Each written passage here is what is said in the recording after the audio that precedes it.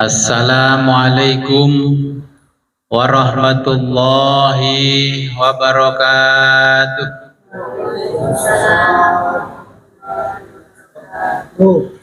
Bismillahirrahmanirrahim. Alhamdulillahi rabbil alamin. Wa bihi nasta'inu ala umurid dunya waddin. Wassalatu wassalamu ala ashrafil anbiya'i wal mursalin Sayyidina wa habibina Muhammadin wa ala alihi wa sahbihi ajma'in. Amma ba'du, la hawla wa la quwwata illa billahil aliyil azim.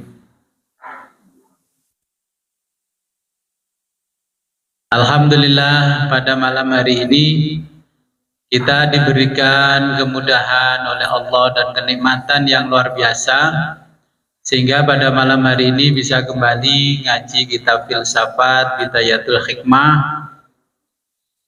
Sebelum kita mulai pengajian ini, marilah kita berkirim Fatihah terlebih dulu kepada junjungan kita baginda Nabi besar Muhammad sallallahu alaihi wasallam,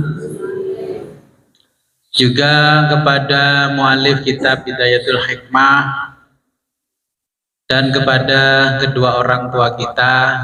Semoga dengan berwasilah ini kita diberikan kemudahan oleh Allah dalam memahami filsafat, ya, untuk membantu pengetahuan kita. Ila hadratin Nabil Mustafa Muhammadin sallallahu alaihi wasallam wa ala alihi wa ashabihi wa ila jami'il anbiya wal mursalin wa ilal malaikatil muqarrabin wa ila imamil mujtahidin wal awliya'is sholihin, khususan awliya'il Indonesia. Al-Fatihah.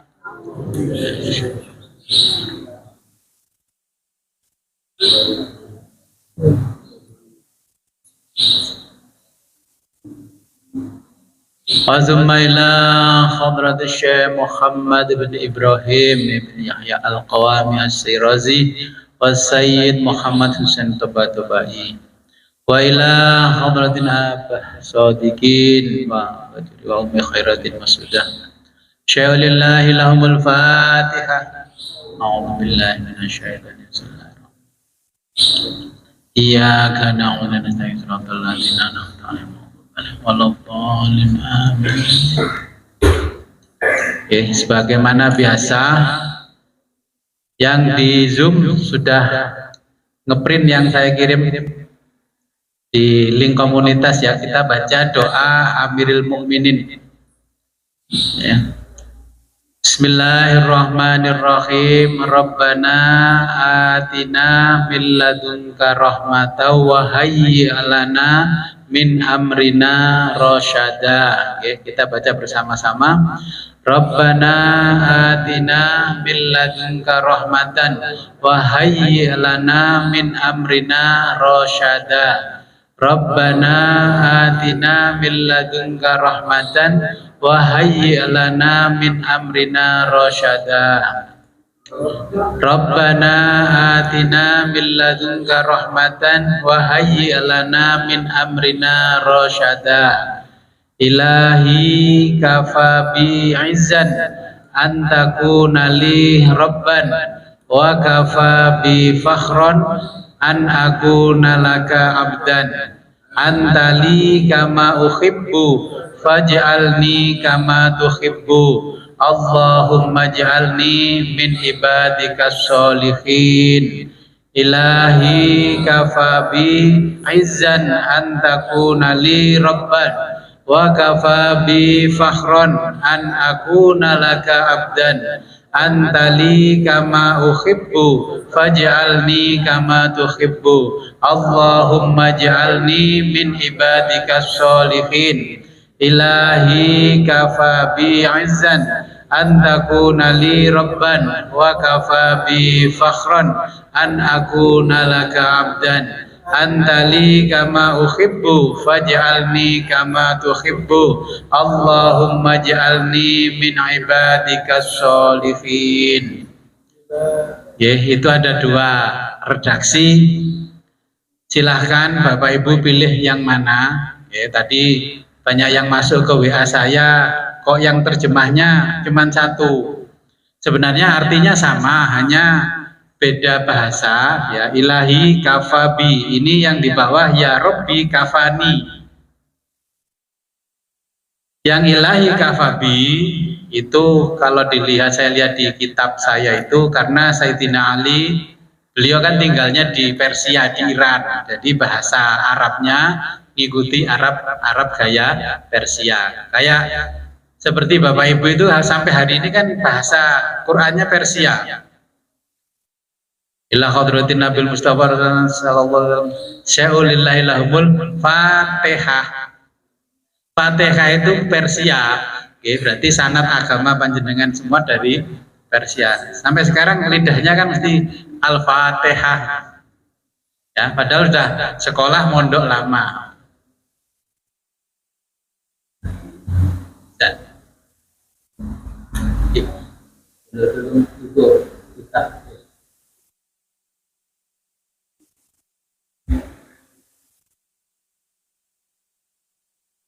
Nah, lurus itu. Tarik nafas, nastain.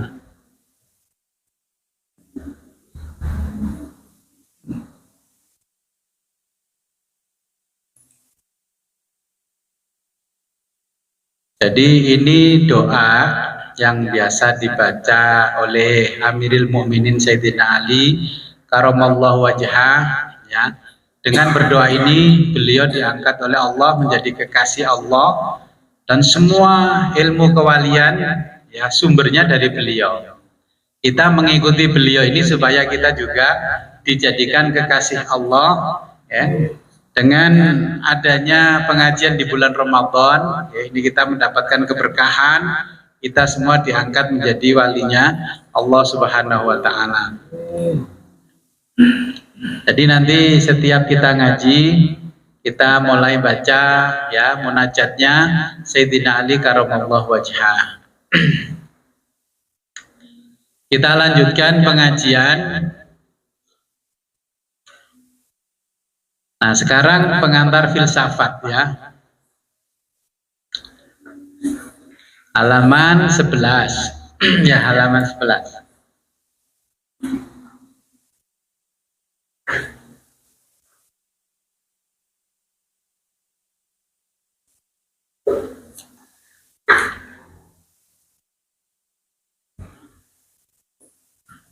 Jadi mengapa kita harus belajar filsafat?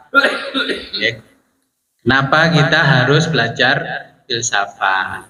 Ternyata filsafat ini sangat penting, baik kita yang sekolah di sekolah yang berbasis agama maupun sekolah yang berbasis umum. Sebenarnya kita nggak ada sekolah itu agama atau umum, juga nggak ada ilmu agama atau umum. Dulu sebelum Belanda menjajah Nusantara, negeri kita ini, dulu ya ilmu ya ilmu. Nah, sekarang dibagi-bagi oleh Belanda. Kalau kita mau beli kitab, tidak akan menemukan di Gramedia, adanya di toko kitab. Ketika kita mau beli buku, nggak menemukan yang namanya buku di toko kitab. Kitab itu kan bahasa Arab, bahasa Inggrisnya book, bahasa Belandanya buku.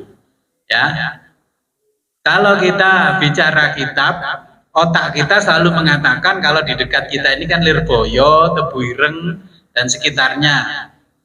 Tapi sebenarnya kan nggak ada bedanya antara kitab dengan buku. Bahasa Inggrisnya book, bahasa Arabnya kitabun, kitab. Ya. Makanya kenapa? Nah, akhirnya Belanda memetakan bahwa kalau kita belajar nahwu, sorof, ya, balaghah, mantek, katanya itu ilmu agama. Padahal nahwu sorof itu ya ilmu grammar, ya, ilmu tata bahasa, ya bukan, itu bukan ilmu agama. Tapi sampai hari ini mindset kita itu bagian dari ilmu agama. Nahwu itu ilmu agama bukan? Ya bukan, nahwu itu ya ilmu umum. Hanya saja kepentingannya untuk mempelajari agama. Ya. Dulu yang mengatakan itu ilmu agama adalah Belanda, nahu, sorof, ya, balaghah, mantek, ya, ilmu arut, kemudian ada ilmu faraid. Ilmu faraid itu kan ya bukan ilmu agama. Jadi itu diklasifikasikan oleh Belanda menjadi ilmu agama. Kesannya kalau sekolah madrasah itu namanya agama. Kalau sekolahnya SD, SMP, SMA, sekolah umum. Padahal ya nggak ada bedanya. Madrasatun, bahasa Arab, ya, bahasa Indonesia sekolah, bahasa Inggrisnya school, bahasa Jermannya Schulen. Loh, apa bedanya? Kan nggak ada bedanya, tapi otak kita sudah direkam oleh Belanda beda. Oh, sekolah MI ini, sekolah SD begini, SMP begini, SMA begini, ya kan? Akhirnya, nah, ketika saya dulu mau mencari kuliah, pokoknya kalau nggak diterima ITS atau UNER, larinya IAIN. Hari ini begitu nggak? Jadi pelarian itu mesti di zaman saya IAIN atau STAI. Yang penting pokoknya negeri. Ya.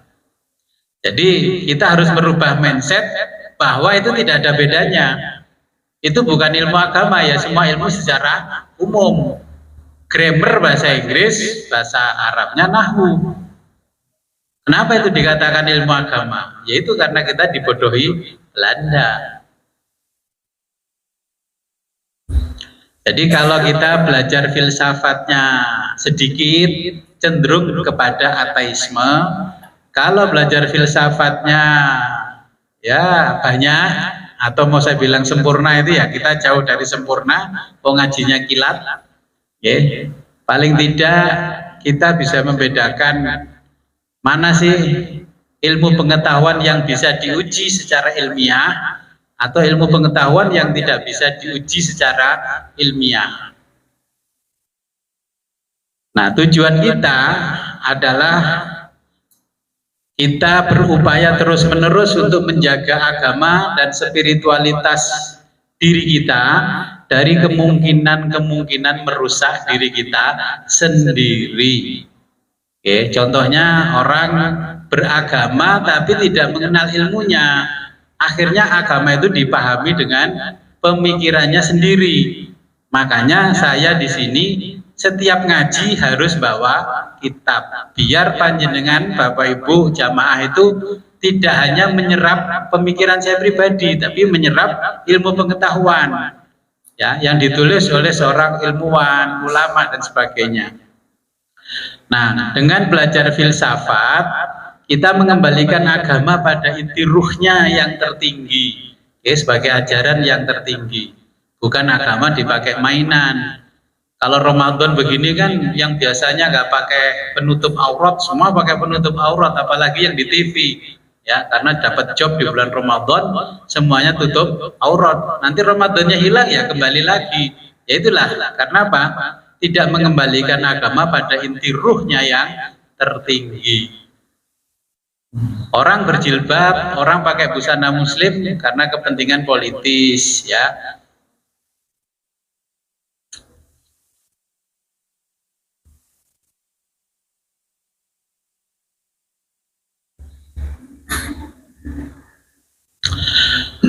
Nah, sekarang pikiran-pikiran dasar filsafat yang saya sampaikan hari malam hari ini, pikiran-pikiran dasar filsafat sebelum kita masuki ke Yunani, ya, ke Yunani.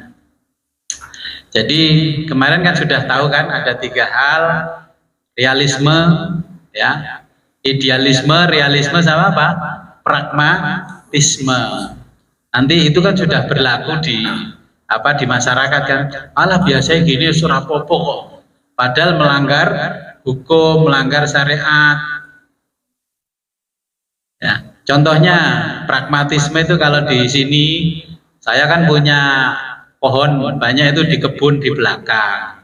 Orang mau ngambil pohon pisang, daun pisang itu nggak pernah ngomong, pokoknya diambil saja. Itu tipe-tipe mereka itu berperilaku apa? Pragmatisme lah. Wis mesti oleh karo Gus Wid iku mau ngene ae dikekno. Wis wong orangnya itu orang baik, cuman begini aja nggak perlu ngomong. Nanti kita ngomong paling sudah nggak apa-apa, ambil aja. Walaupun kita tahu orangnya baik, tapi ya jangan seperti itu. Itu kan membedakan orang yang belajar dan tidak belajar. Ya, jadi kemarin sudah 3 hal yang kita pahami. Ya, sekarang kita memahami pikiran-pikiran dasar filsafat. Bagaimana sih mikirnya? Kenapa ilmu itu mudah hilang dari otak kita? Saya yakin jenengan kalau ngaji sama saya paham, pulang hilang. Ya, saya yakin itu.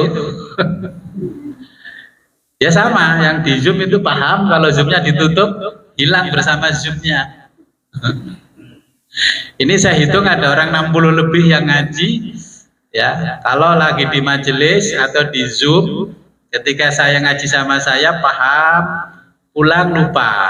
Ya, kenapa? Ilmu itu tidak bisa lengket di kepala, apalagi di dalam hati. Padahal rumusnya di Islam itu al-ilmu fis sudur, bukan al-ilmu fil laptop, bukan al-ilmu fil kitab. Kalau ilmu masih tercatat di kitab itu bikin kita berat, karena kemana-mana harus bawa kitab. Coba kalau di rak buku saya itu harus dibawa kemana-mana, berat nggak? Itu isinya setiap malam saya masukkan ke sini, isinya setiap malam. Ya. Jadi kenapa ilmu itu mudah hilang dari ingatan kita? Karena ilmu itu berjarak dengan kita. Ilmu jenengan berjarak apa enggak? Jadi karena ilmu itu sendiri berjarak dengan kita, sama dengan kita punya tanaman, tidak pernah kita rawat, lama-lama jadi layu, hilang akhirnya. Kenapa orang yang satu mesantren cukup 1 tahun, tapi dia membaca Al-Qur'annya lancar? Ini yang mesantren 5 tahun Al-Qur'annya tidak lancar, bukan berarti nggak bisa baca Quran. Karena yang mesantren 5 tahun, dia setiap hari deres Al-Qur'an lancar. Yang hanya membaca malah bisa ini bisa itu karena jarang deres, ya nggak lancar. Itu artinya ilmu jauh dari yang punya ilmu. Jadi ilmu itu jangan dijauhkan dari kita, ya, keseharian kita, supaya ilmu tidak hilang. Kalau kita belajar filsafat di Cina itu ada namanya guru Zen, ya, guru Zen. Kalau di Timur Tengah ada namanya Syekh Ibnu Hajar Al-Asqalani, ya, itu yang yang mensyarahi kitab Sahih Bukhari. Ada di tempatnya guru Zen, orang kalau muridnya itu salah satu muridnya kalau belajar, ketika berada di majelisnya gurunya hafal, tapi pengajian ditutup langsung hilang. Kenapa guru? Otak saya kok bisa seperti ini? Kalau lagi di majelis saya paham, tapi begitu pengajian ditutup saya nggak paham. Akhirnya guru Zen menyampaikan begini, kalau begitu kamu saya hukum, ambil bawa timbo ember, ya, di sana banyak salju, ya, bawa 2 ember, yang satu letakkan di depan pintu. Ya, pintu kita belajar, yang satu kamu bawa jalan kemana-mana itu yang namanya ember itu kamu bawa. Okay. Akhirnya seharian dibawa ember yang diletakkan di depan pintu belajar, ya, tempatnya majelisnya belajar guru Zen, itu makin mengempal, makin keras. Nah, yang dibawa oleh muridnya kemana-mana akhirnya jadi encer, walaupun itu berbentuk es batu. Kenapa? Otak ini kalau nggak kita ajak olahraga, nggak diajak mikir, akhirnya kempel. Maka di Indonesia itu kalau ada orang pinter dijuluki otaknya encer, karena pengaruh dari filsafatnya guru Zen. Makanya kalau bodoh dibilangnya apa? Otaknya dedel, kempel, kakean mangan telo. Ya kan? Loh, ini bukan kata saya, itu filsafatnya guru Zen membuat muridnya supaya pinter. Nah, sama dengan penulis kitab yang mensyarahi Sahih Bukhari, namanya Ibnu Hajar al-Asqalani. Ya, Ibnu Hajar dulu ketika pesantren di gurunya 15 tahun baca kitab nggak bisa. Kalau di majelis bisa, tapi kalau gurunya menutup pengajian langsung lupa. Akhirnya putus asa, beliau pamitan pulang, percuma saya sekolah 15 tahun membaca saja nggak bisa. Akhirnya dipersilahkan oleh gurunya, di perjalanan hujan lebat, dia masuk ke gua. Di gua itu ternyata ada air menetes, terus di bawahnya itu ada batu, tetesan tes, ternyata batunya itu berlubang. Legok, orang Jawa bilang ledok, batunya itu ya. Akhirnya dia berpikir gini, ini batu yang keras begini, air ini dengan sabarnya menetes, tes sampai itu menjadi lubang. Akhirnya dia sadar dan dia kembali ke gurunya. Berarti dia kurang sabar. Ini kan sudah melebihi Ibnu Hajar al-Asqalani, yang sudah 17 tahun. Saya buka pengajian, saya lanjut. Gak bisa-bisa itu kan. Enggak, jangan khawatir, Ibnu Hajar al-Asqalani 15 tahun kembali pulang ke gurunya, ya 3 tahun lagi mondok, ternyata malah bisa mensyarahi kitab hadis Sahih Bukhari yang sekarang terkenal dan semua ilmu agama dia kuasai. Insya Allah jenengan kalau sabar seperti Syekh Ibnu Hajar al-Asqalani kan 15 tahun tambah berapa? 3 tahun, berarti ini kan kurang berapa? Setahun lagi jenengan nanti pulang dari sini bisa mensyarih kitab filsafat, kitab tafsir dan sebagainya. Ya. Nah, berikutnya kita belajar itu tujuannya menjadi ilmuwan, ya. Belajar itu tujuannya menjadi ilmuwan, walaupun kita tidak menempati posisi ilmuwan yang berada di lembaga-lembaga resmi seperti majelis ulama, ya, berada di kampus dan sebagainya. Pokoknya tujuan belajar kita menjadi seorang ilmuwan. Ilmuwan dalam bahasa Arab namanya ulama. Ya, kemarin sudah kita jelaskan, al ulama warasatul anbiya. Gak mungkin ulama bisa netral. Ulama itu yang ditanya tentang hak dan batil. Ulama itu adalah orang yang tahu akan kebenaran. Itu seorang ulama atau ilmuwan. Dan menghidupkan kebenaran yang ada di dalam dirinya dan di dalam masyarakat. Oke, itu namanya ulama. Jadi kalau orang yang tidak mengetahui kebenaran itu belum disebut ulama atau orang alim, ya, atau cendekiawan atau ilmuwan. Nah, makanya ini definisi ulama menurut ilmu filsafat. Ya, jadi ulama atau ilmuwan yang sejati adalah orang yang tahu kebenaran dan menghidupkan kebenaran itu. Okay. Nah, di dalam filsafat ada tradisi namanya Helenisme. Ya, Helen. Kalau namakan cucu Helen Esparinga. Nah, Helenisme. Kenapa disebut Helenisme? Orang Yunani itu kalau menyebut dirinya adalah Hellas, ya, Hellas. Mereka itu menyebut dirinya Hellas. Nah, kalau orang Inggris menyebut orang Yunani itu Greek.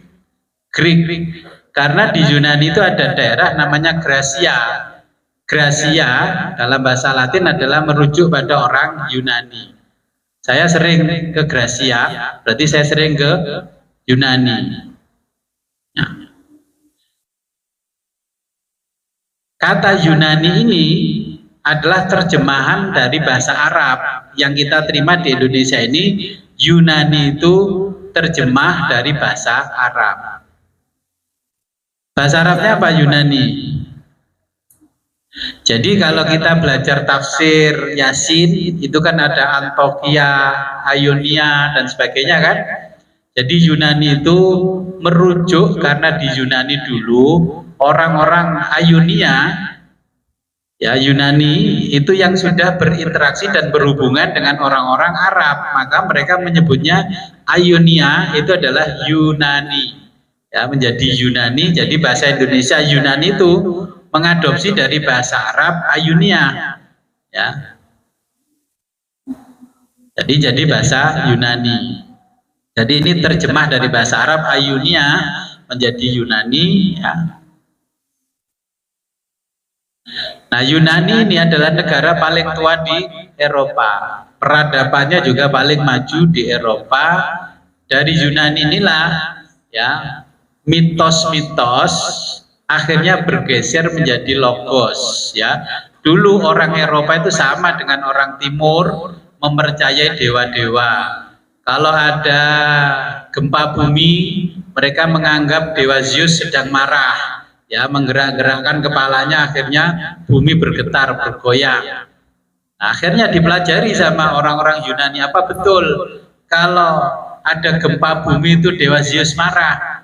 Ternyata tidak ditemukan adanya dewa, tidak ditemukan adanya pergerakan-pergerakan dewa. Nah, berarti tidak ada, berarti bisa dijelaskan secara ilmiah. Maka dari mitos menjadi logos, ya.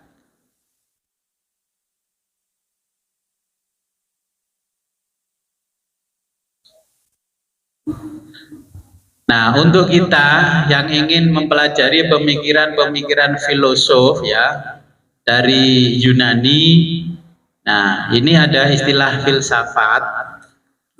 Apa yang disebut oleh orang modern dengan kata baru, kontemporer, aktual, ya, kemarin, ya, ideal, pragmatisme, semua itu sudah muncul di Yunani. Apa yang ada sekarang itu sudah ada sejak zaman Yunani. Nah, pemikiran orang Yunani kuno, ini Yunani kuno. Kalau sudah disebut Yunani kuno berarti sebelum Masehi. Jadi 2000 tahun sebelum Masehi. Kira-kira zamannya Nabi siapa kalau 2000 tahun sebelum Masehi? Ya. Bisa-bisa di zamannya Nabi Yakub atau Nabi Yunus atau Nabi siapa? Kita lihat nanti di sejarah kita 2000 tahun sebelum Nabi Isa dilahirkan. Nah, pemikiran Yunani kuno ini dilakukan oleh kaum sofis, ya, kaum sofis. Orang-orang yang dengan kekayaan ilmu atau kekayaan intelektual ini dia mencari uang, ya, dari istilah sofis ini. Sofis itu kalau bahasa kita kurang lebihnya ya mubalik atau dai, ya, sofis ini. Dia pinter, ya, tapi mereka itu mencari uang dengan menjual ilmu. Nah, ini pemikiran dari Yunani kuno. Nah, kalau kita hari ini mengenal istilah kapitalisme pendidikan, itu bukan istilah baru, itu sudah ada sejak zaman Yunani yang diadopsi oleh orang sekarang. Nah, kaum sofis hari ini seperti siapa kira-kira? Kaum sofis itu ya miriplah seperti yang namanya motivator, ya. Jadi kalau ngajar di sekolah itu gajinya sedikit, mereka tidak mau keluar dari sekolah, mendirikan lembaga pendidikan sendiri. Contohnya lembaga bimbingan belajar yang punya merek itu jauh lebih mahal daripada sekolah formal, tapi orang itu lebih percaya, ya, menuntaskan pelajaran anaknya di lembaga pendidikan seperti itu daripada di kelas yang sekolahnya formal. Nah, berdirinya lembaga-lembaga bimbingan belajar itu sudah ada sejak zaman Yunani kuno, bukan hari ini. Ya, bukan zaman sekarang.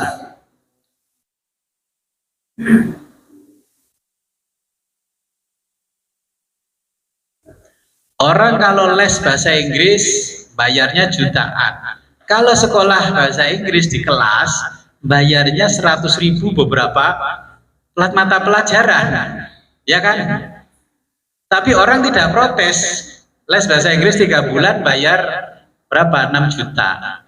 Saya punya saudara di kampung Inggris, saya tanya berapa sampai 3 bulan? Berapa? 6 juta. Nah, hampir 7 juta mau belajar. Tapi kalau sekolah 1 tahun 1 paket 1 kelas 7 juta. Di demo wali murid nggak? Makanya orang-orang yang punya intelektual tinggi tidak mau menempati lembaga-lembaga pendidikan seperti itu, dianggap orang bodoh. Kita mendirikan aja lembaga yang kalau orang belajar itu sifatnya eksklusif dan mahal, mampu bayar mahal. Dan dia mengatakan ini ilmu yang langka, jarang orang yang mampu memiliki ini, ya. Dia menawarkan sukses before 17. Ini sukses sebelum 17 tahun. Dia punya rumusan ini. Saya sudah menulis buku, ya. Faktanya hari ini ada nggak di kita? Itu 2000 tahun sebelum Masehi di Yunani sudah ada. Sekolah profesi lebih mahal daripada sekolah yang beneran, kuliah yang ini. Sekolah jadi insinyur, sekolah profesinya jadi insinyur. Sekolah kedokteran masih sekolah profesi lagi jadi kedokteran. Sekolah guru akta 4 golek mana jadi guru. Jadi sama halnya keputusan Mahkamah Agung dintai ambek keputusan Pak RT. Ya kalau kita belajar filsafat kan begitu. Dulu yang namanya bidan, perawat ya sudah lulus sekolah langsung praktek kerja. Sekarang harus begini, harus begitu. Itu kembali lagi pemikirannya kaum sofis untuk membatasi kelompoknya mereka sendiri. Ya. Gak boleh ngajar kalau nggak punya ini. Nggak boleh ini kalau nggak punya ini, nggak boleh mengerjakan ini kalau nggak punya ini. Syarat-syarat itu ditetapkan oleh kelompoknya mereka sendiri. Nah, mereka suka mengadakan simposium. Apa bahasa Jawanya simposium? Bahasa Yunaninya simposium. Ya, jenengan lebih populer simposium toh? Seminar. Loka karya. Jawane loka karya. Lebih populer mana? Loka karya dengan seminar. Loka karya koyoke no balai desa tempatnya. Kalau seminar di hotel berbintang, ya toh. Sekarang kalau tempatnya di balai desa, ya, terus di kecamatan istilahnya loka karya. Ya bahasa Yunaninya kan sama, simposium. Akhirnya kalau yang datang itu gapotan, bahas loka karya sajalah kelasnya gapotan, bluduk itu. Nah, kalau yang berdasi, depannya hotel berbintang, bayar jutaan, namanya seminar, pulang dikasih sertifikat. Padahal cuma makan 1 kali dapat snack. Ilmu yang kita dapat gak seberapa. Itu yang mengadakan seperti itu di zaman Yunani kuno namanya kaum sofis. Kebetulan sertifikat itu kaum sofis. Terus jenengan jadi guru kan sertifikasi. Karena pemikiran pemimpinnya sudah sofis. Dia guru ya wis lah, ngulang ya wis, malah pinter-pinter. Sekarang murid berangkat pagi pulang sore, malah downgrade dari orang-orang yang sekolah tahun 80, 90. Ya. Nah, kaum sofis itu di zaman Yunani kuno disebut orang yang melacurkan ilmunya. Loh, karena kata-katanya di bukunya ya begitu, melacurkan ilmunya dan agamanya. Mereka lebih menyukai menjadi pendakwah daripada ngaji di tempat-tempat yang melembaga seperti di masjid. Kalau umat Islam ya di tempat-tempat ibadah, di majelis gak suka. Sukanya ceramah di mana-mana buka panggung. Kalau mengundang mereka melalui manajemen, terus tarifnya sekian per jam, bicaranya materinya apa? Oh materinya yang diminta ini. Kalau materi ini tarifnya per jamnya itu 75 juta. Loh, itu sudah ada di zaman Yunani kuno, 2000 tahun sebelum Masehi. Makanya kalau sekarang ada kata-kata, waduh orang ini menjadi dai sukses, penceramah sukses. Ya kalau kita belajar filsafat seperti ini ya jangan mau dijadikan masa pendakwah kok sukses. Sukses menjual agamanya, nggak sukses mengajarkan agama. Nah kaum sofis dulu mengajarkan banyak ilmu, banyak ini, tapi dia tidak ada yang melakukan sedikit pun. Mengajarkan orang begini-begini, tapi dia tidak mengamalkan. Sama kan dengan kita, saya ngaji, nih nanti sama saya ditanya istri saya, kenapa kok nggak tidur sampai pagi? Loh ya apa tuh? Aku mengajarkan doa kepada jamaah, aku sendiri harus wiritannya lebih banyak. Saya hitung jamaah ada 60 lebih. Saya harus wiritan dari selesai ngaji sampai subuh, sampai hari ini belum tidur. Karena saya hitung ini sing jamaah yang jamaah saya yang wiritan sekian orang dikalikan ini berarti sekian. Oh saya yang menjadi servernya ya saya harus lebih banyak. Biar saya tidak seperti kaum sofis. Ngongkon wiritan tapi DEDWK wiritan. Itu kan model kaum sofis. Khotbah ya di tempat-tempat ibadah ya untuk amar ma'ruf nahi mungkar, tapi ternyata dia nyamar ma'ruf nyambi mungkar. Ya, ini kaum sofis. Nah, kaum sofis itu mengalami perubahan yang sangat luar biasa dan diikuti banyak orang setelah Athena menyerang Persia. Mereka menyerang Persia dan mereka menang ya dari Persia. Tapi ilmuwan akhirnya sadar, kita kalau perang hari ini selalu menimbulkan kerusakan-kerusakan, kematian itu pasti, kerugian materi jiwa pasti. Akhirnya kaum sofis punya ide mewujudkan satu gagasan yang namanya retorika. Tahu retorika? Jenengan kan ahli retorika atau guru mesti di depan ngomong kayak saya gini loh, ini retorika namanya ya. Jadi retorika itu ilmu bagaimana mempengaruhi orang supaya orang itu mengikuti apa yang dia katakan. Makanya ilmunya retorika. Terus gak perlu membawa senjata. Supaya memilih saya menjadi pejabat publik, kita kan ceramah kemana-mana. Bahasa Jawa ini ceramah. Ya, bahasa Yunaninya retorika. Jadi kaum sofis membimbing anak-anak muda supaya mampu berceramah, pidato di depan umum, ya dia bisa memaparkan ininya, namanya presentasi, ya. Bahasa kita Indonesia apa presentasi? Malah nggak paham loh. Kalau bahasa Latin malah paham, bahasa Indonesia nggak paham. Presentasi ya itu bahasa Inggris, bahasa kita bahasa Jawa pemaparan. Oh nggih Gus, eling Gus. Karena kebanyakan apa?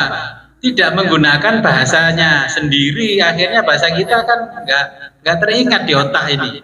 Kenapa ilmu itu kok selalu hilang? Karena tidak biasa bersama kita. Ngomong pemaparan, apa ya pemaparan itu ya? Ngomong error paham, tapi ngomong galat nggak paham. Ini HP saya galat Gus. Galat apa? Galat apa? Karena nggak terbiasa di telinga jenengan, ya. Jadi kaum sofis mengajarkan pada anak-anak muda supaya bisa retorika dan mempengaruhi orang di dunia ini mengikuti apa kata-katanya. Kalau dia menjadi pejabat publik, dia bisa menyampaikan ya apa yang dia buat kebijakan-kebijakan itu melalui retorika. Ya sekarang itu namanya presentasi-presentasi itu. Ya retorika, sehingga meyakinkan, bikin proposal, visi misi itu 2000 tahun sebelum Nabi Isa lahir sudah ada. Apa yang jenengan lakukan hari ini adalah ilmunya orang Yunani, bukan ilmu baru. Dodol ndok kena stempel zaman Yunani sono ya. Jadi ini kira-kira gambaran tentang kita belajar filsafat ya.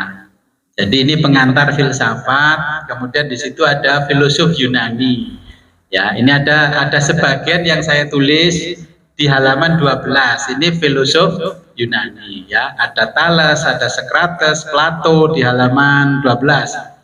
Ya, ada Aristoteles, ada Pythagoras, ada Anaximene, ada Parmenides ya.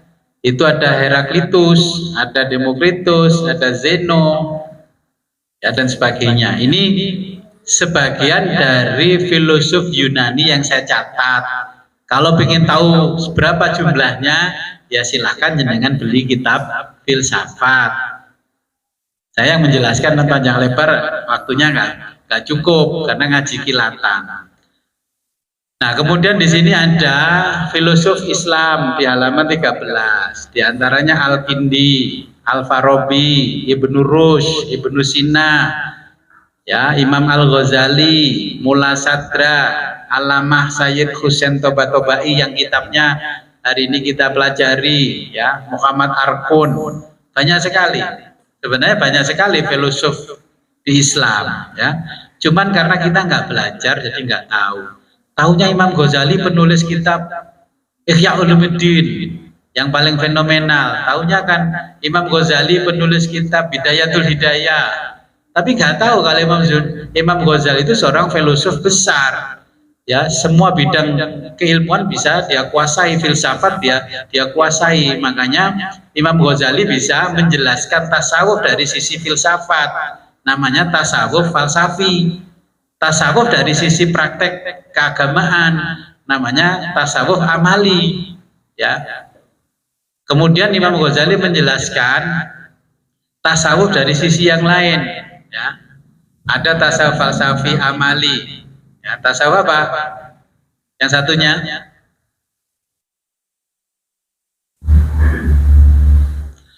satunya adalah tasawuf akhlaki.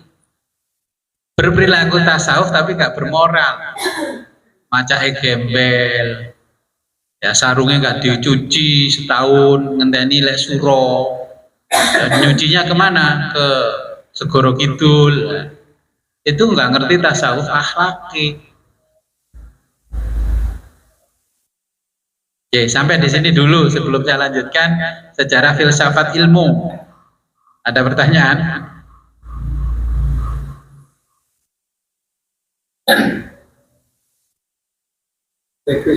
Ya silakan. Terima kasih waktu yang diberikan. Saya mulai tertarik belajar filsafat ini walaupun sebelumnya nggak pernah sama sekali.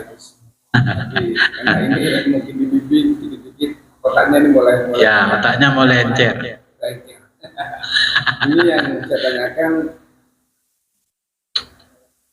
apa kaitannya atau hubungannya antara filosof atau filsafat itu dengan sejarah ataupun kisah? Karena saya lihat ini artinya seorang filosof ini tidak jauh dengan kisah atau sejarah. Ini yang pertama. Yang kedua, tadi dijelaskan tentang alim dengan ulul albab itu sama nggak kira-kira? Ya. Terima kasih. Assalamualaikum warahmatullahi wabarakatuh. Ya, ada pertanyaan, ada hubungannya nggak filsafat dengan ilmu yang lain? Ini di kitab ini sebenarnya sudah, kalau jenengan sebelum ngaji sudah dibaca, itu kan ada hubungannya filsafat dengan sejarah, filsafat dengan moral, filsafat dengan ilmu pengetahuan. Ini sudah ini. Okay. Filsafat dengan bahasa. Okay. Kemudian ada filsafat dengan matematika. Ya. Ini semuanya sudah saya tulis sebenarnya. Ada hubungan filsafat, agama dan budaya. Ada. Terus bagaimana kalau di Quran itu kan tadi pertanyaannya ada ulul albab, ulul absor, ya, ulin nuha. Kalau di Quran kan ada 3. Apa yang dimaksud dengan ulul albab? Ulul albab itu seorang ilmuwan yang memiliki pengetahuan yang melebihi orang biasa, ya. Dia mampu menggunakan ilmunya itu untuk kepentingan kebenaran, ya. Contohnya, kalau kita ahli kimia, jadi seorang apoteker, farmasi, ya, tapi kalau digunakan sebagaimana mestinya ilmu itu untuk kebenaran, maka orang seperti kita mendapatkan gelar ulul albab. Tapi kalau ahli kimia ternyata untuk ngeracik, untuk ngoplos dari pertalite jadi pertamax, itu bukan ulul albab lagi, ya. Jadi gelar ulul albab dicabut oleh Allah dari orang itu, ya. Ahli kimia ternyata dia ngoplos jadi narkoba, akhirnya gelar ulul albabnya dicabut oleh Allah. Kemudian ada ulil albab, ulil absor, orang yang memiliki pengetahuan yang berlapis-lapis, ya, pengetahuan zahir menguasai, pengetahuan batin menguasai, tapi ketika pengetahuan itu digunakan tidak pada jalan kebenaran, maka gelar itu pun juga akan diambil oleh Allah. Jadi ulama sudah punya ilmu pengetahuan zahirnya luar biasa, mata batinnya terbuka. Ketika ditanya oleh umat, bah, ini ada 2 calon, mana yang paling cocok kita pilih, bah? Terus jawabannya, aku netral aja, aku nggak ikut-ikutan. Ulil absornya dicabut oleh Allah. Sudah tahu mana? Oh, ternyata Abah ini saya tanya sebagai ulama, jawabnya netral, nggak taunya ternyata apa kemarin? Oh, ternyata dia retorika di atas panggung jadi tim ses. Makanya gelar ulamanya dicabut oleh Allah sebagai ulil absor. Okay.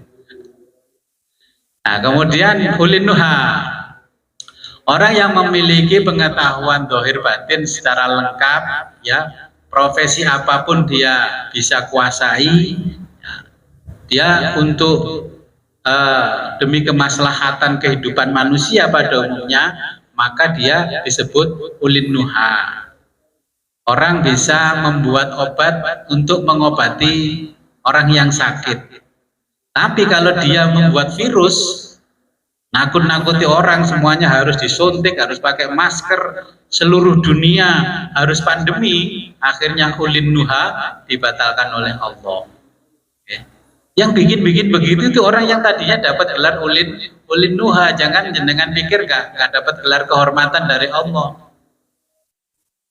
Disekolahkan ke Amerika buat ahli nuklir, tapi bukan untuk kebaikan, untuk ngebom orang lain, ya. Harusnya nuklir untuk pembangkit listrik, bagaimana mengawetkan makanan bisa menjadi 50 tahun nggak busuk. Nah, itu kan nuklir. Nah, tapi ketika itu nuklir untuk ngebom, ya, untuk menghanguskan, untuk menghancurkan populasi manusia, akhirnya gelar ulil nuha dicabut oleh Allah. Oke. Nah, apa pentingnya filsafat dengan ketiga gelar itu? Orang kalau memiliki ilmu tapi tidak tahu ilmunya, maka ilmu itu jadi bahaya bagi pemiliknya. Makanya di kitab-kitab agama itu seperti apa yang disampaikan Nabi juga, ya Allah berilah saya ilmu yang tidak membahayakan pada diri saya. Ilmunya sundul langit tapi membahayakan dirinya, akhirnya jadi pejabat korup, ya, jadi pedagang tidak jujur dan sebagainya. Nah, nanti bagaimana hubungannya, korelasinya dengan yang lain? Ada nanti filsafat dengan agama, ada dengan budaya, ya. Biar tidak dikit-dikit yang di zaman Nabi nggak ada bid'ah. Memang mereka makan kurma di sini ngomong dikit-dikit bid'ah. Nah, kalau dikit-dikit bid'ah, apa yang tidak ada di zaman Nabi kita lakukan hari ini dibid'ahkan, yaitu ilmu pengetahuannya cukup tapi nggak punya filsafat, nggak pernah belajar filsafat, ya, tekstualis akhirnya, ya kan. Kalau apapun yang di zaman Nabi tidak ada disebut bid'ah, ya. Apa ada Quran di zaman Nabi berbentuk mushaf? Tidak ada kan? Hurufnya itu belum ada fathah, kasroh, domahnya kan tidak ada. Itu yang membuat kan Abul Aswad Ad-Du'ali, muridnya Sayyidina Ali. Harokat itu bid'ah. Nah, oke, jadi itulah orang yang tidak mempelajari sumber ilmunya, yaitu filsafat. Bagaimana menggunakan ilmu yang baik. Contohnya kita punya pisau. Pisau itu kan kalau pisau dapur berarti untuk alat masak, bukan untuk menusuk orang. Tapi karena nggak punya ilmu, pisau dapur untuk nusuk orang. Jadi nanti ada penjelasannya detail di bab berikutnya, ya, hubungannya apa dengan agama, budaya, dan ilmu pengetahuan yang lain. Ya, mungkin yang di Zoom atau yang di sini. Oke. Ada filsafat, ada filsafat Yunani dan ini bedanya apa? Apa? Oke. Apa bedanya kan kita pelajari apakah filsafat dari Yunani atau berbeda? Oke. Ini ada pertanyaan, apa bedanya filsafat Yunani dan filsafat Islam? Ya ada bedanya, ya ada bedanya. Tapi yang saya sampaikan di awal, filsafat Yunani dulu, karena munculnya dari Yunani, ya, bukan dari Islam. Islam Allah menyebutkan al-hikmah, ya, hikmah. Ini saya jelaskan dulu dari pemikiran orang Yunani. Nanti kalau sudah selesai orang Yunani baru Islam. Contoh, apa bedanya manajemen pendidikan dan manajemen pendidikan Islam? Apa bedanya? Kalau diuji dari ilmu filsafat, ternyata nggak ada bedanya. Bedanya hanya islamisasi filsafat dengan filsafat umum. Ya.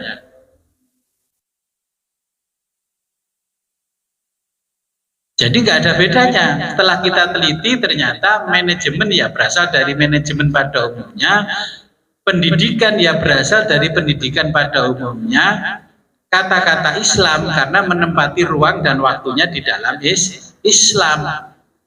Karena di madrasah akhirnya manajemen pendidikan Islam. Apa yang membedakan? Contoh ini ya, filsafatnya ini. Kalau sekolah umum, ya, masuk ke sekolah pagi, selamat pagi cikgu, ya kan? Selamat pagi anak-anak, kan gitu kalau di sekolah umum. Nah, kalau di sekolah yang Islam, begitu masuk assalamualaikum warahmatullahi wabarakatuh, ya, Rabbitu billahi robba wa bil islami dina wa bi Muhammadin nabiyya wa rasulah ila akhir. Nah, itu yang membedakan manajemen pendidikan umum dan Islam, tapi akar dari ilmunya sama. Hanya islamisasi nama.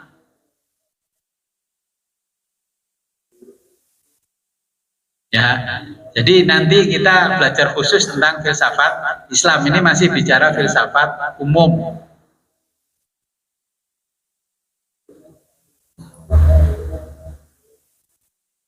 Ada pertanyaan?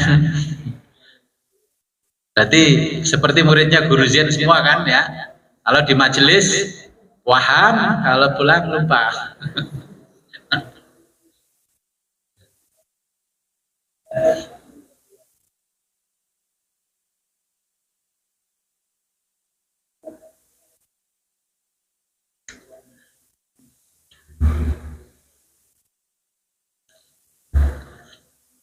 Nah, kalau nggak ada pertanyaan, ini saya lanjutkan ke sejarah filsafat ilmu.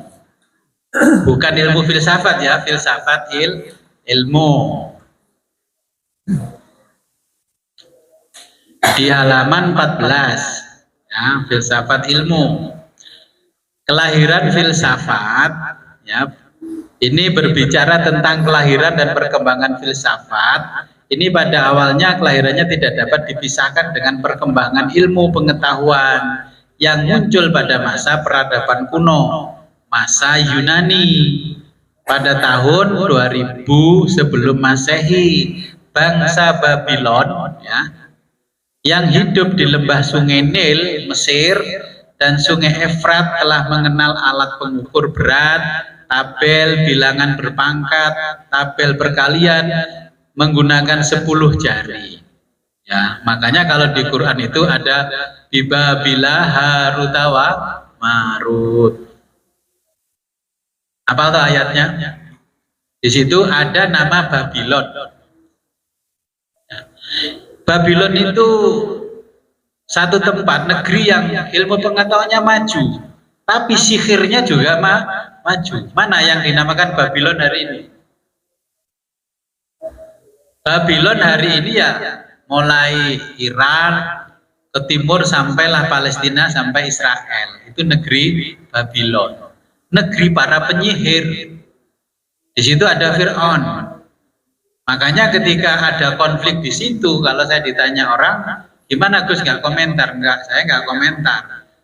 Negeri itu kan negeri yang dikutuk para nabi dan rasul. Kayaknya selamanya tidak akan tenang orang yang hidup di situ, ya. Karena negeri para penyihir termasuk Fir'aun. Fir'aun itu membuat yang namanya piramida. Itu menggunakan filsafat ilmu, menggunakan matematika, ya, menggunakan aritmatika, geometri untuk menyusunnya itu. Walaupun dia itu beragama pagan, tapi ilmu pengetahuannya maju. Terus jenengan yang nukang punya meteran yang berbentuk siku dan sebagainya dari mana itu? Itu dari Mesir kuno. Rumah kita dulu itu dari apa? Dari kayu. Kemudian dari apa? Gedek. Bahasa Malaysianya bilik. Ya, terus mengenal batu bata merah dari mana? Itu adalah ilmunya Fir'aun, memperkenalkan produk untuk membangun satu rumah yang layak huni namanya batu bata merah. Itu dari Mesir.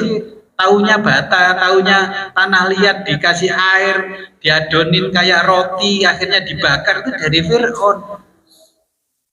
Kalau jenengan rumahnya pakai batu bata merah, nanti bagi-bagi pahala sama Fir'aun itu.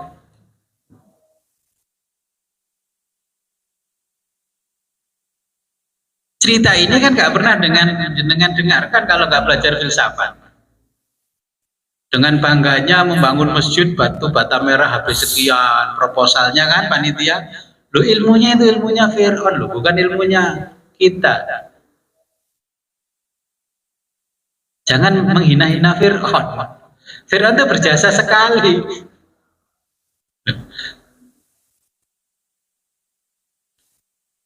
Dulu belum diajari Fir'aun apa rumahnya orang Jawa. Masa kecil saya aja dilepo pakai apa kotoran sapi. Grup Bu nikah ini apa kotoran sapi, kotoran ya kan masa kecil saya kalau mau main ke sana. Tapi orang waktu dulu rumahnya dari kotoran sapi, temboknya ya nggak ada, yang gatel-gatel itu nggak ada. Anak saya ini semua sudah keramik, nggak disapu ibunya sehari ya kuatelen. Dulu itu lo tembok kita pakai teletong nggak gatelen. Yang mengajari pakai tembok bata merah adalah Fir'aun. Dapat pahala nggak kalau dipakai masjid? Ya jujur aja toh. Ilmu kan bukan punya kita. Katanya al ilmu apa? Ya, idza mata benu adama ing kota amalu illa min salasin. Ya, yang pertama apa? Sodakotin jariyatin. Al ilmu yuntafa'u bi, ilmu yang bermanfaat bagi yang punya. Kalau penemunya batu bata Fir'aun, kira-kira Fir'aun dapat pahala nggak ila yaumil qiyamah?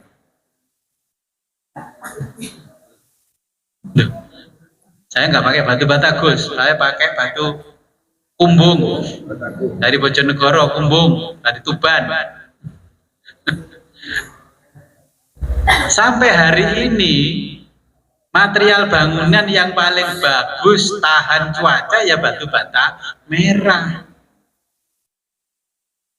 Ya. Makanya jangan bangga-bangga gitu loh jadi orang. Ternyata kan kecelik kita kalau tahu sejarahnya. Kalau membaca sejarah itu jangan kitab yang tipis-tipis. Khulasoh Nurul Yakin. Baca itu yang Tobaqot 20 jilid itu loh. Tobaqot itu lengkap. Ya. Qisasul Anbiya yang 20 jilid lengkap. Kita terlanjur bangga ternyata itu punyanya Fir'aun teknologinya. Iya kan?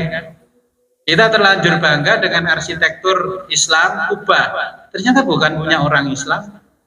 Nanti kalau kita belajar filsafat tahu itu bukan punya orang Islam. Apa yang kita banggakan? Mau bicara sarung. Memang punya orang Islam sarung itu kalau kita belajar filsafat. Itu punyanya orang India. Ya.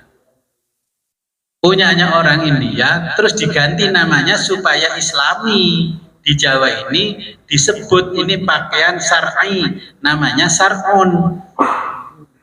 Wong Jawa kayak saya nyebut sar'un jadi sarung. Loh, ini kan manfaatnya belajar filsafat, mencari kebenaran ilmunya. Memang ini baju takwa dari Islam, enggak, ini baju koko. Koko itu orang Cina, laki-laki namanya koko. Ya bahasa Jawanya Kang Mas. Kok wong Cina lek gawe baju ngono apik ditembak karo wong Jawa. Akhirnya diganti nama takwa. Iya kan? Nah, kita nanti kalau terlalu pede setelah belajar filsafat malu. Tidak semuanya datang dari Islam. Peradaban itu tidak semuanya datang dari Islam. Sebelum Islam ada, ilmu pengetahuan sudah berkembang pesat dan maju, termasuk batu bata. Kalau Allah tidak menurunkan ilmu itu ke Fir'aun, kita juga nggak akan tahu. Okay. Jadi ini kelahiran filsafat. Nah, filsafat berkembang, ya ada geometri, matematika. Ya. Itu orang yang berpikirnya sudah tinggi. Kemarin yang dijelaskan kan Pitagoras punya hitung-hitungan. Nah, yang saya pikir kan begini, orang Jawa itu terpengaruh Pitagoras, apa Pitagoras yang terpengaruh orang Jawa? Kalau mau mantu tanya weton enggak? Itu hitungan punya Pitagoras.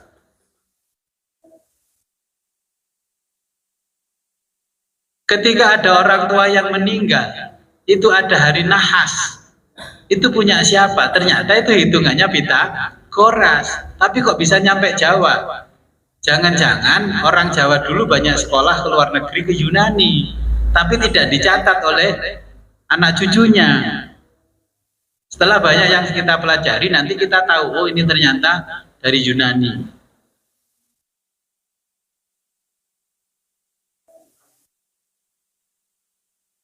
Ngelangkai anaknya 7 kali di tengah-tengah apa namanya pintu kalau anaknya nggak sukses-sukses.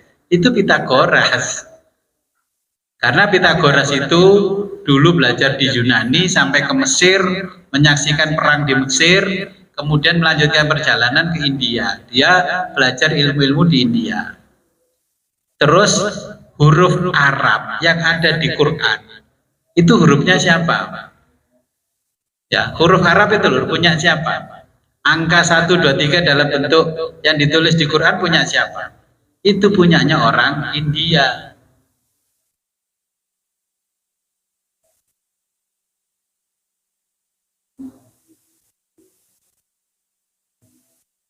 Kopiah punya siapa?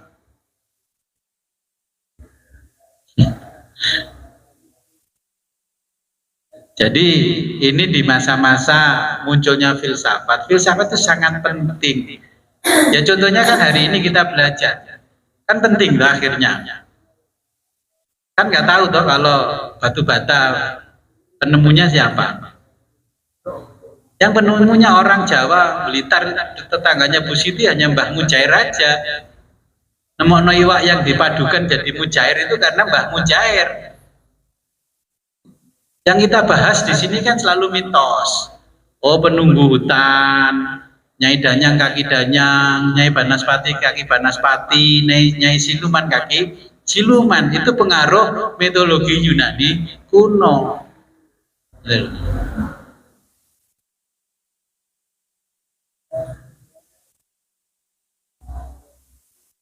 Nah, jadi kalau kita menjelaskan apapun tidak ilmiah, berarti namanya mitos. Itu masih Yunani kuno. Padahal kita sudah punya satelit, pergi kemana-mana, sudah naik pesawat, bawa HP. Ya. Nah, orang Cina itu menemukan ilmu penunjuk arah kemana, selatan itu di mana, di mana. Itu dari Cina, orang Cina. Makanya Nabi mengatakan bahwa utlubul ilma walau bisin. Ternyata Cina di zaman Nabi sudah luar biasa maju. Makanya ada jalur sutra, itu juga sejarah. Nanti kalau kita belajar filsafat, daripada naik haji, jenengan naik haji, naik pesawat perginya, itu menunggu 25 tahun, ayo kita rame-rame ngontel, cuman 200 hari dari Indonesia ke Mekah. Itu nggak perlu nunggu 25 tahun kalau otak kita encer. Ya kan? Bawa sepeda nanti terus naik bis perbatasan, nontel lagi terus naik bis, kan bisa kan? Sudah banyak orang mencoba, ternyata kalau naik sepeda ontel kan nggak dilarang. Daripada toh habisnya menurut mereka cuma 15 juta dan nunggu 25 tahun. Ya nunggu 25 tahun itu nggak pernah belajar filsafat, ngapain? Uang di situ 25 tahun untuk apa? Harusnya uang itu kan kembali ke kita, nilai manfaatnya selama 25 tahun, nggak malah habis nilai manfaatnya. Nah, akhirnya masa Yunani itu berkembang, fenomena-fenomena alam itu yang tadinya yang dibahas adalah kosmos, akhirnya yang dibahas akhirnya sekarang fakta ilmiah. Dulu itu bahasnya orang Yunani kuno itu dunia ini terbuat dari apa unsurnya. Oh, ada unsur api, unsur air, unsur tanah, unsur udara. Itu pemikiran orang Yunani kuno. Terus belajar tasawuf di Jawa, ini ada unsur api, tanah. Itu sebenarnya juga dari Yunani kuno. Jadi tasawuf Jawa. Okay.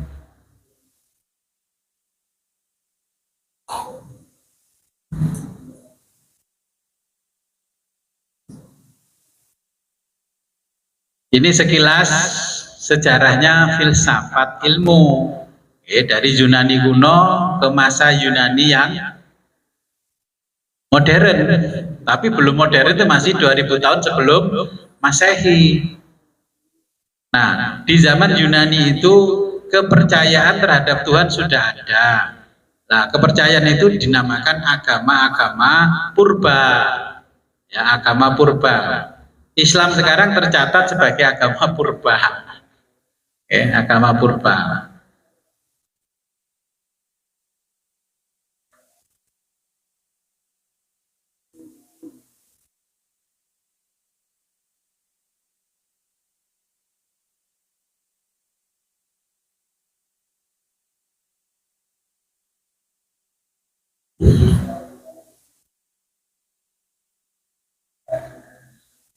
Nah, munculnya filsafat di Eropa itu pengaruh dari Yunani, pengaruh dari Yunani muncul.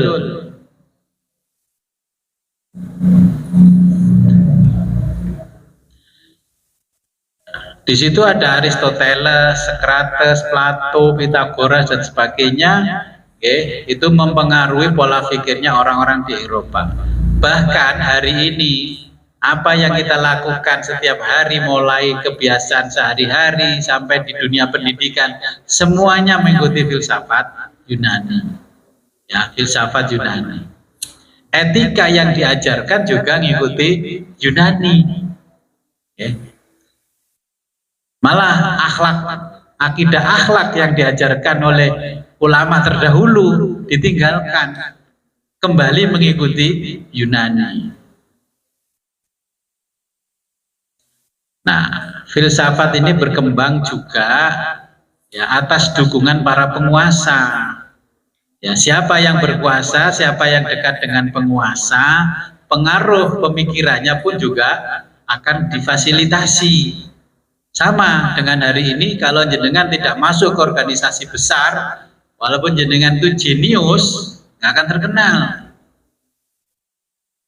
Saya membaca di kehidupan sehari-hari, kalau orang yang segenerasi saya di pesantren, itu kan ya belajar ilmu arut, ilmu bayan, ilmu ma'ani dan sebagainya. Orang-orang yang satu lintingan sama saya, ilmu itu pasti bisa.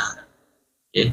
Tapi karena mereka tidak menempati organisasi besar yang dekat dengan kekuasaan, dia nggak digelari doktor honoris causa.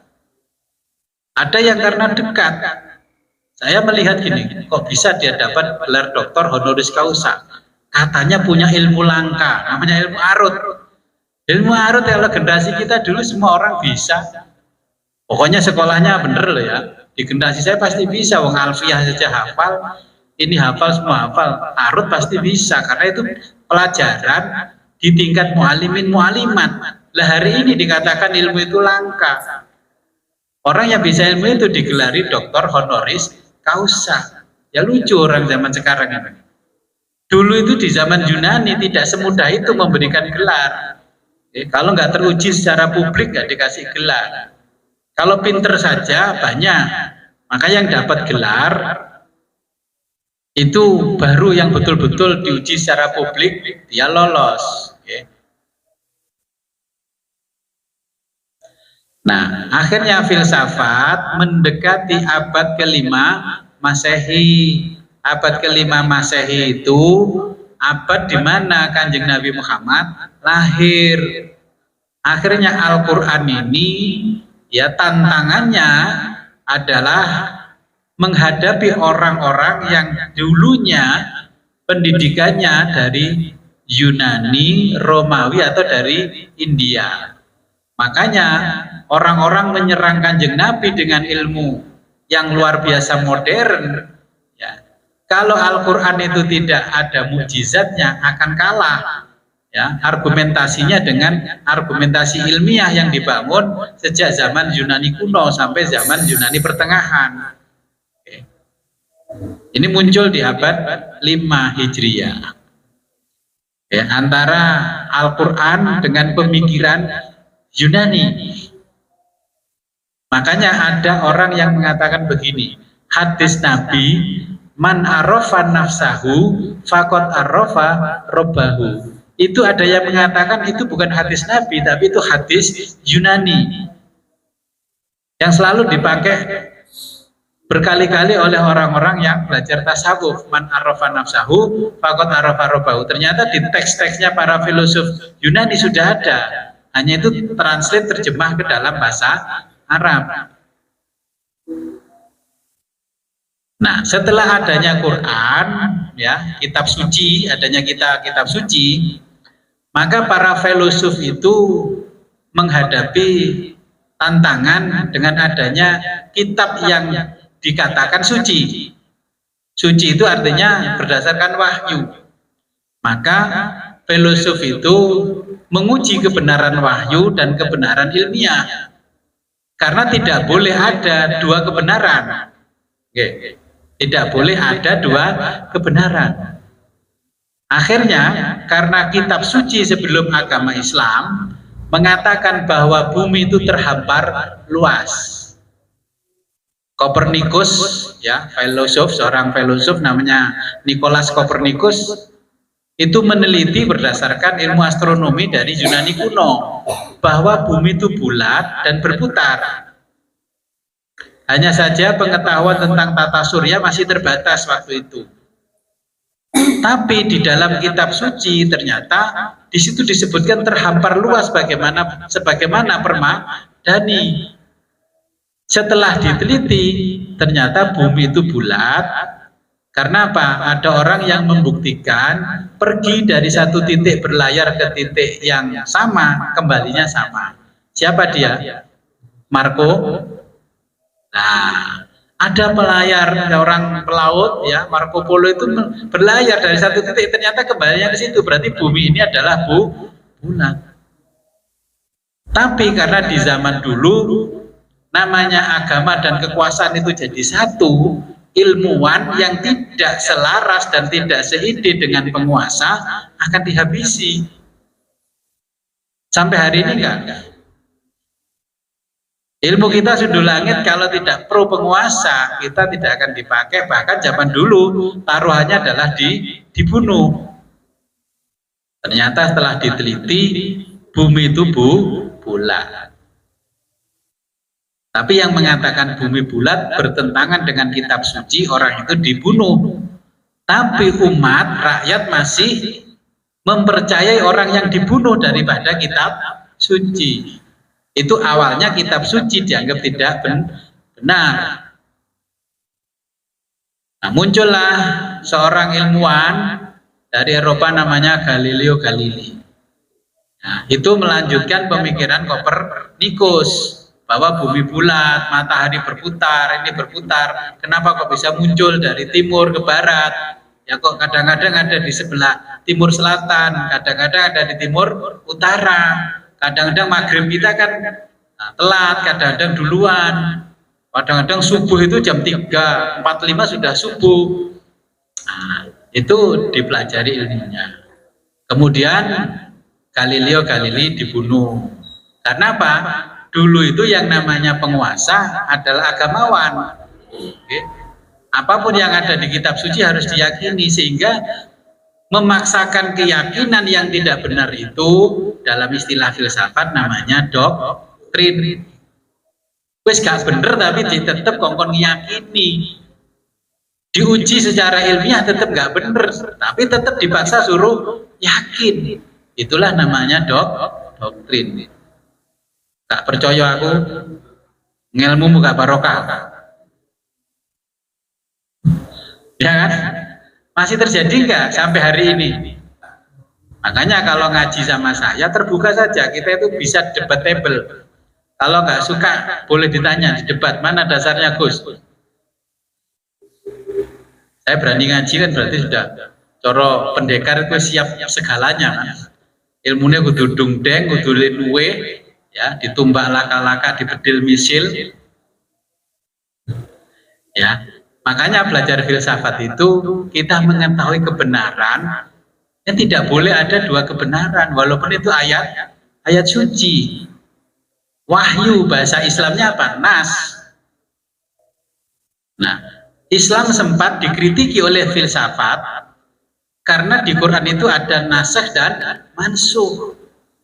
Sudah ditetapkan, dirubah lagi ketetapannya, ditetapkan, dirubah lagi ketetapannya. Nasikh mansukh itu dikritiki dari dunia filsafat, mencela. Kenal nasikh mansukh enggak?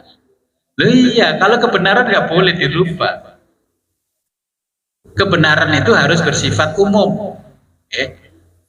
Jadi ini pada abad ke-5 Hijriah, 5 Masehi, Nabi lahir menghadapi tantangan, menghadapi para ilmuwan yang alumninya dari Romawi, dari Yunani, dari India, ya.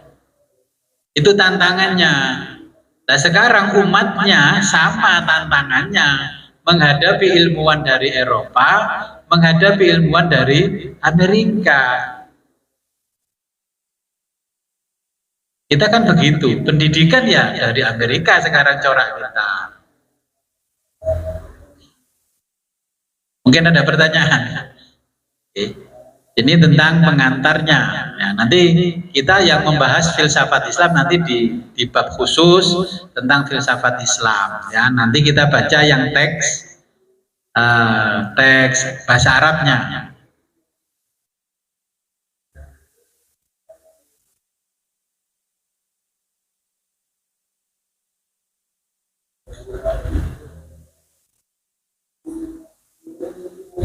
Yang di Zoom ada pertanyaan?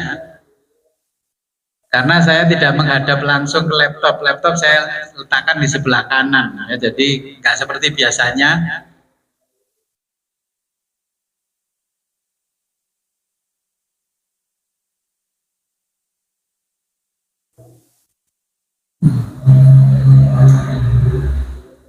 Itu kumaha Kang yang ayah di Tangerang kayak pertanyaan.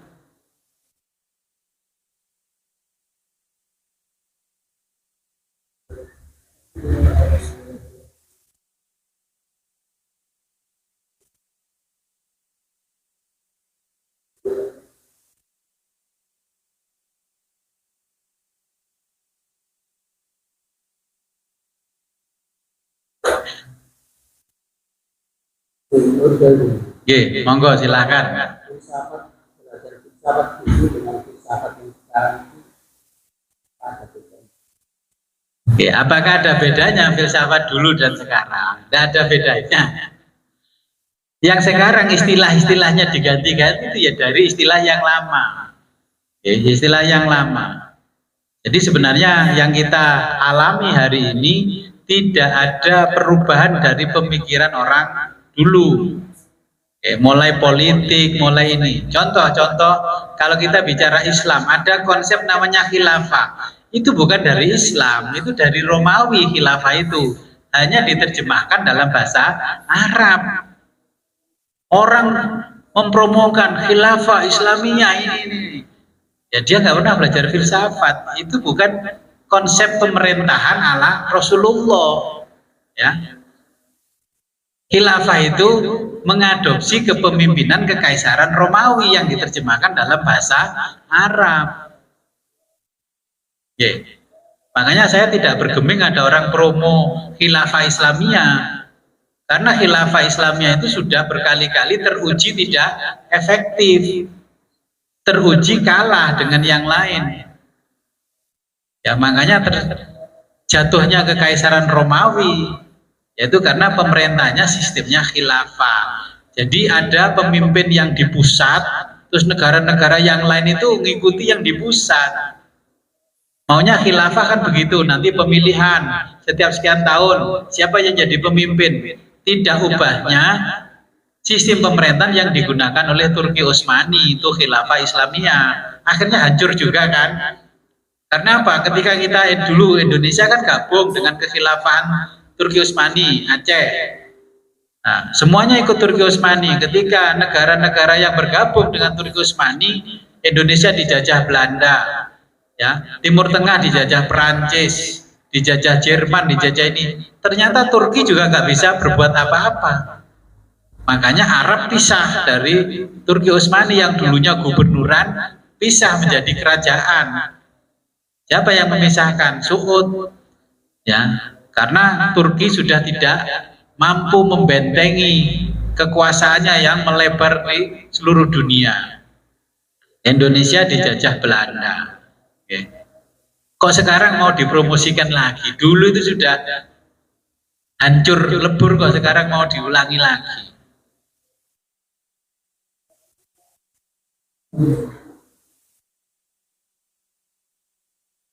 Jadi filsafat dulu zaman Yunani kuno, zaman modern, sekarang ini istilahnya kontemporer, ya. Makanya ulama zaman sekarang dikatakan ulama kontemporer yang hidupnya pra-modern, ya, sampai pasca modern.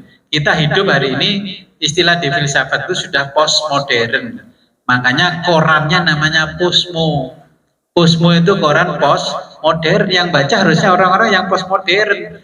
Tapi kok isinya perdukunan doa, koran Posmo. Ya. Saya pikir ini koran Posmo, kok isinya mau ini. Ya. Seharusnya Posmo itu ya lebih maju daripada orang Yunani kuno.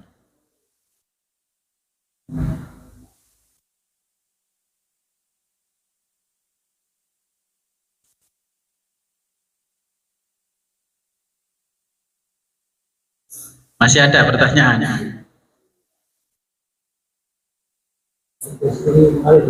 Oke, silakan.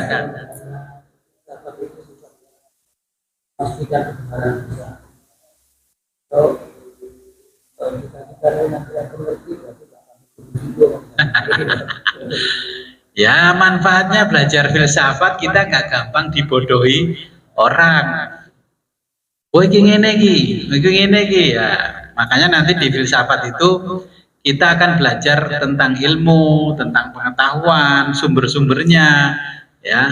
Syarat ilmu itu disebut ilmiah bagaimana, ya. Itu nanti kita tahu. Orang dari ngomongnya aja kan kita sudah tahu arah pembicaraannya kemana. Ya, jadi itu sudah nanti kita pelajari lengkap insya Allah di bulan Ramadan lengkap, tapi tidak detail 100% karena ngaji kilatan 1 bulan, itu pun nggak ada 1 bulan kan. Jadi kita usahakan bisa tuntas 1 bulan. Oke.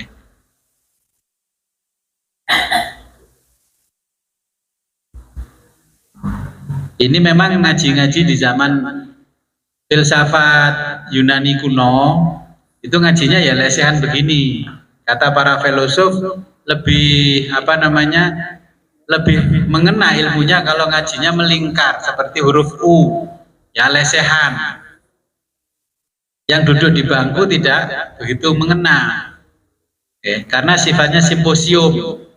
Ya, setelah dimotivasi, semangatnya membara, motivatornya pulang hilang. Oke, pertemuan besok insya Allah kita bicara masa dewasa ini tentang filsafat. Kita pelajari manfaat-manfaatnya, kemudian nanti perbedaan ilmu dan pengetahuan kita pelajari. Ilmu pengetahuan ini bisa disebut ilmiah bagaimana.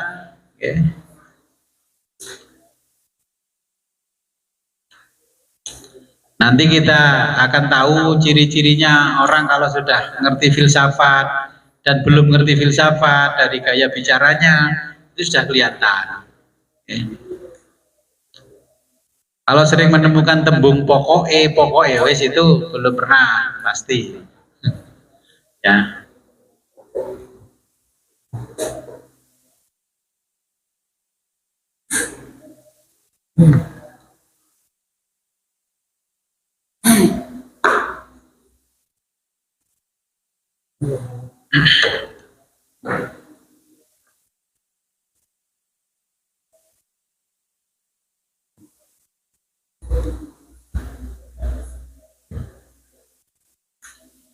Gak ada pertanyaan tentang amalan bulan Ramadan?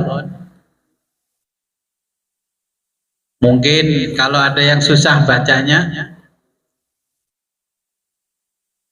sudah semua sudah ya. Oke, silakan kalau mau tanya. Yang halaman berapa?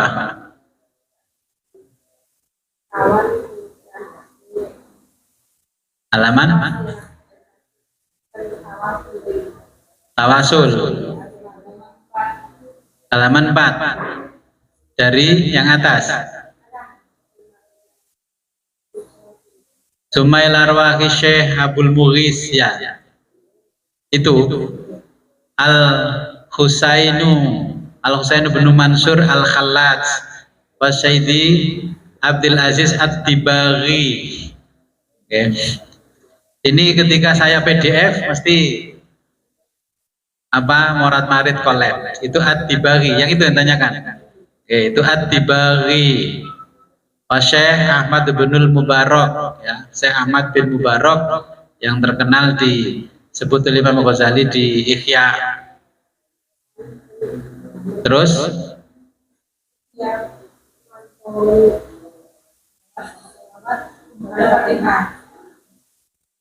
yang sholawat Jamal. Oke. Jadi gini, kalau membaca sholawat Jamal setelah selesai ya wa ila khadratin Nabi Al-Fatihah kan itu. Kalau jenengan gunakan wiridan di bulan Ramadan, Fatihahnya yang terakhir saja nggak apa-apa. Kalau mau dibaca Fatihah, setiap Fatihah itu lebih afdol. Idealnya, kan belajar filsafat toh, idealnya itu setiap baca selesai baca Fatihah. Tapi realitanya males baca Fatihah, akhirnya pragmatismenya baca Fatihah setelah selesai 11 kali, 44 kali. Tidak apa kan, jangan sudah tahu toh idealismenya, realismenya, pragmatisme sudah tahu. Tidak apa-apa, nanti baca Fatihahnya yang penutupan. Terus masih ada lagi?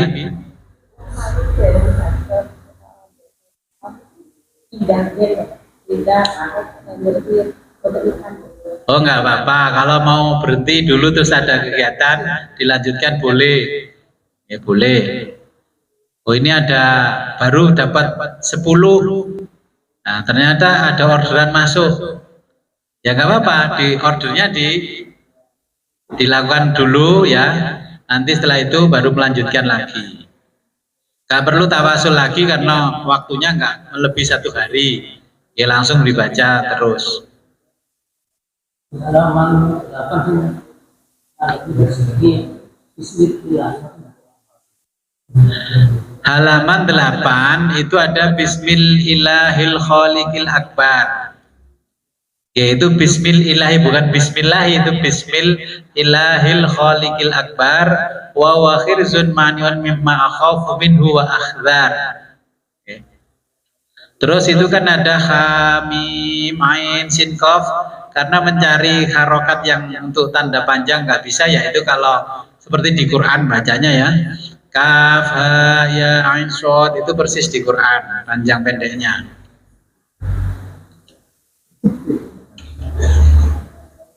Ampun, jelas? Ada lagi? Yang di Zoom nggak ada lagi?